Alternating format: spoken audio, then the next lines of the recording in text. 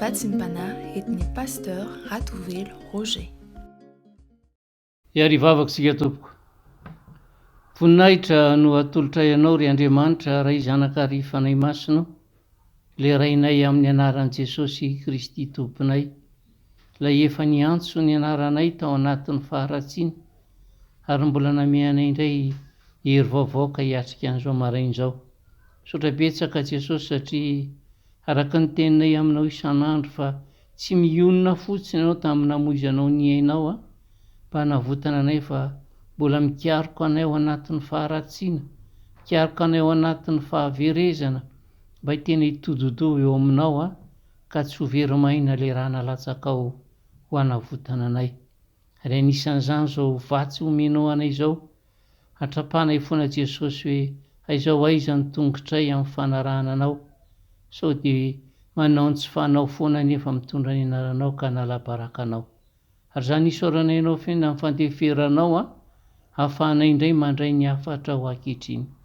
Ka na iza nampiatrano anao amin'ny alalan'izao vatsy zao dia hamariny ny teninao Jesosy hoe ny fiadananao no hitoetra lalandava amin'ny tsirairay aby, ary atsapany fa Andriamanitra velona be famindrapo. Andriamanitra mbola vonana ny olo-tanana anay ka tsy hikipy amin'ny fahatezerana fa hijery anay amin'ny famindraponao. Dia masin'ny teny izay ho afavy Jesosy mba hitinay hamakivaky ny tontolo androm-piainanay indray eo am-pelantananao. Dia amin'ny anaranao feno ametrahana izany. Alleluia. Amen. Dia mbola mpitombona amintsika mandrakariva ny heriavana ny fahasoavana ao mba-piadarana avy amin'Andriamanitra ray sy Jesosy Kristy tompontsika. Raha eo am-pelantananao ny baiboly dia nisokafy ao amin'ny Korinthiana 2 toko 4:7 sy 4 ihany. Korinthiana 2 toko 4:7 sy 4. Rehefa hita dia iarahantsika mamaky amin'ny anaran'i Jesosy manao hoe fa raha miafina ny filazantsaranay dia miafina amin'izay ho very izany, izay nojambain'ny Andriamanitra izao tontolo izao dia sainy tsy mino mba tsy hiposahan'ny fahazavan'ny filazantsara ny voninahitry Kristy izay endrika Andriamanitra. Amen. Rehefa misy zavatra tsy mandeha amin'ny laoniny dia kingery ny olona hanondro ny tompon'andraikitra, Andriamanitra izany. Fa iza moa no mitantana an'izao tontolo izao ankehitriny? Iza no baika an'izao tontolo izao? Ny devoly eo ny baiboly. Izy no ilay Andriamanitra izao tontolo izao. Nanomboka tamin'ny hainoan'ny Adama ny feon'ilay ratsy mpakafanahy mantsy dia voaroka niala tao paradisa ny olona ka niaina ao anatin'ny tontolo izay anjakan'ny Satana. Ilay mpanapaka ny fanjakana eny amin'ny rivotra dia ny fanahy izay miasa ankehitriny ary antsoin'ny tompo hoe andrian'izao tontolo izao, dia i Satana izany. Na izany ary anefa Satana dia tsy afaka mihoatra ny fetra napetrak'Andriamanitra, fa Jesosy Kristy kosa ilay zanak'Andriamanitra dia nandresy tanteraka ny devoly tamin'ny fahafatesany teo amin'ny hazo fijaliana sy ny fitsanganany tamin'ny maty. Kanefa ankehitriny devoly dia mbola tsy nofeheziny tanteraka, fa rehefa hiverina ny tompo, rehefa tonga anjaka ny tompo, vao afatotry Satana ary hosakana tsy hiasa mandritry ny arivo taona alohan'ny hanompoazana azy any amin'ny fariavo sy solofara. Ary zay no ilazana amintsika hoe fantatry ny devoly fa fanjakany efa resy izy ary fantany koa ny hafarany. Izao anefa mandra-piandry izany fiafarany izany dia mampiasa ny fanahy ratsy sy ny miaramilany rehetra izy mba hampitombo ny rezimantany amin'ny fanombana ny zanak'olombelona amin'ireo karazam-pahotana maro, ary indrindra mampiasa ny fomba rehetra hanakanana ny kristianina tsy hijoro ho vavolombelona na aiza na aiza. Aoka ho tadiditsika ary tsy ho adinoina mihitsy na oviana fa fahavalo efa resy no mifanandrana amintsika. Nefa na izany aza dia aoka haritra amin'ny fivavahana isika satria ny tenin'Andriamanitra dia mampitandrina antsika hoe miambena fa ny devoly favarinareo mandehandeha tahaka ny liona mierona mitady izay harapany. Ary aoka tsy ho adinoina ihany koa fa mety hanandrana mitaka antsika izy amin'ny fiovan'ny endrika ho tahaka ny anjely mazava ka mandrebireby antsika amin'izay fifaliana sy harena mandalo. Fao ny apôstôly Paoly ao amin'ny Korinthiana 2:7 hoe fa fantatrareo ny fahasoavan'i Jesosy Kristy tompontsika, fa na dia nanan-karena azy izy dia tonga malahelo noho ny aminareo mba hampanankarena anareo ny alahelony. Anisan'ireo mpanan-karena indrindra teto an-tany ity lehilahy iray izy ity. Ny tena nahafantarana azy dia ny fikatsahan'ny fantatra ny laza sy ny harena, ny fitondran-tenany hafahafa ary ny fitiavany lanonana sampitsampina. Fitaratra tamin'ireo mpangoro-karena naomby izy ary vao avy nankalaza ny 70 taonany izy no maty tao anaty torimaso noho ny aretim-po nitaiza azy. Ny baiboly koa ry havana dia mitantara lehilahy mpanan-karena be iray ihany koa izay afa-po tamin'ny fahombiazany ka nitoko tamin'ny arenany. Io anefa Andriamanitra tamin'ny hoe ry adala, anio alina no alaina aminao ny fanahinao ka ho aniza izay zavatra no harianao, ary dia nalaina tampoka taminy ny ainy ny alina io. Ny marina dia tsy niantehitra afa-tsy tamin'ny fahafinaretana mandalo izy, tamin'ny arena mandalo, arena sy fahafinaretana izay narantiranty ny Satana teo aminy mba hababoana azy, ary dia ropoka ny lehilahy ka nanadino an'Andriamanitra izay manana ireo arena maharitra mandrakizay, dia ny fitiavana, ny famelan-keloka, ny fiadanana, ny fiainana mandrakizay izay atolony mamaim-poana noho ny sorana nataon'i Jesosy Kristy teo amin'ny hazo fijaliana.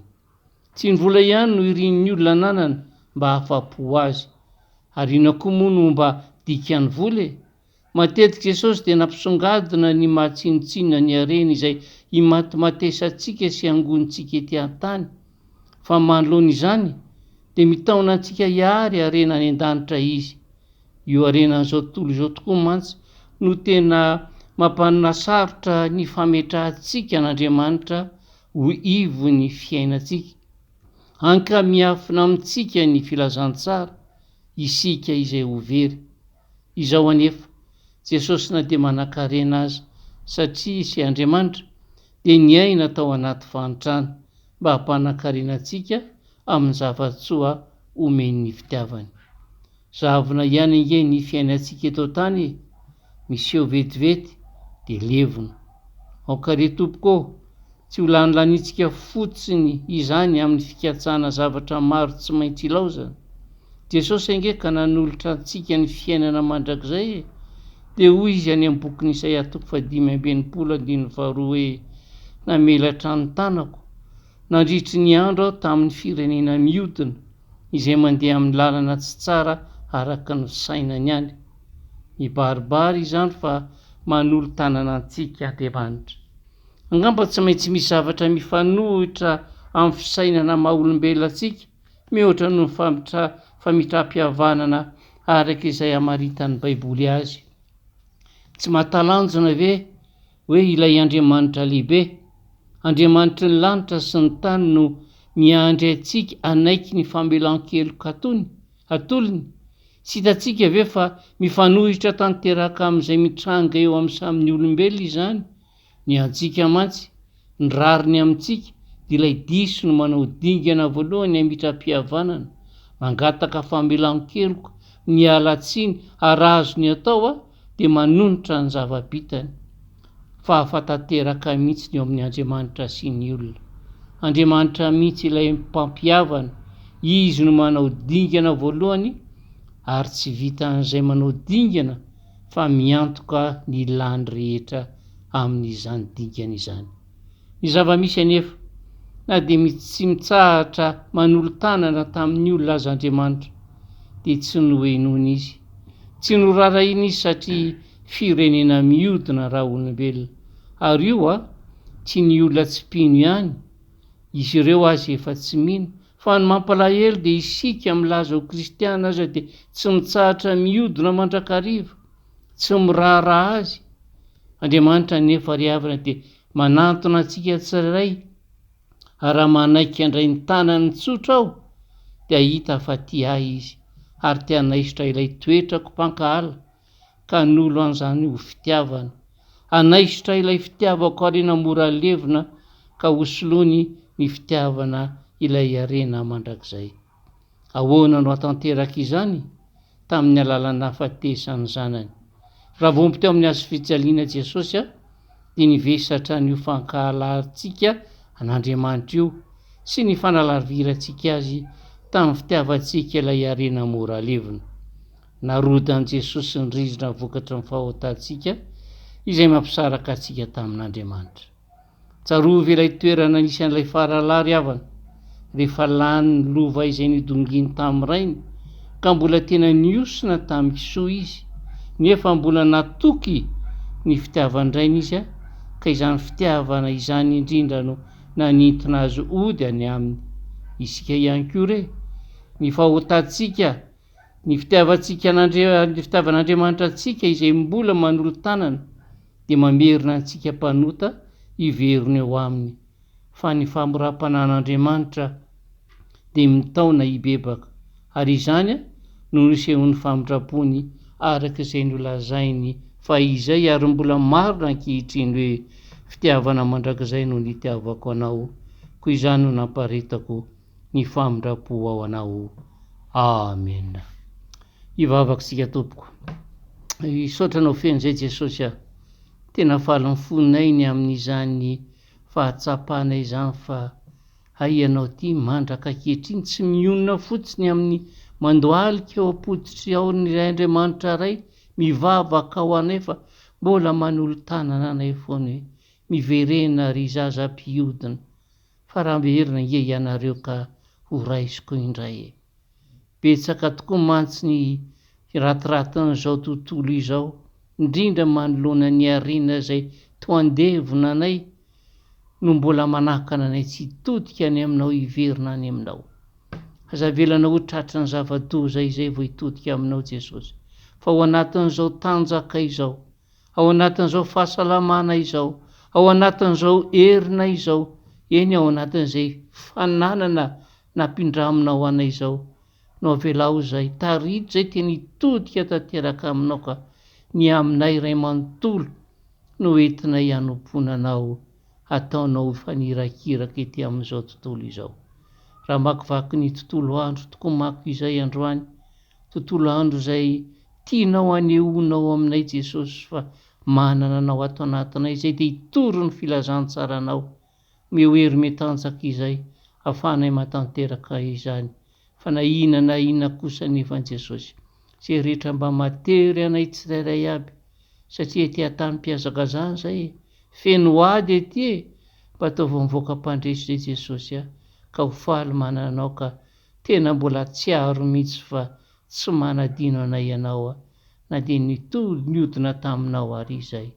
Dia mankasitraka Jesosy mankatelina ary dia mametraka an'reto zanakao asan-tananao eo ampelantananao ka namarinanao nitsotranao masina ka hitenenanao hoe tsy efa nandidy anareo va mandehana amin'izao herinao zao fa tahako nombako ao Mosesy nombako anao. Tsisy ajanonanao mihitsy any amin'izay lalaka alehanao fa zaho ombanao mandrakariva ambara-pahatonga amin'ny fataperan'izao tontolo izao.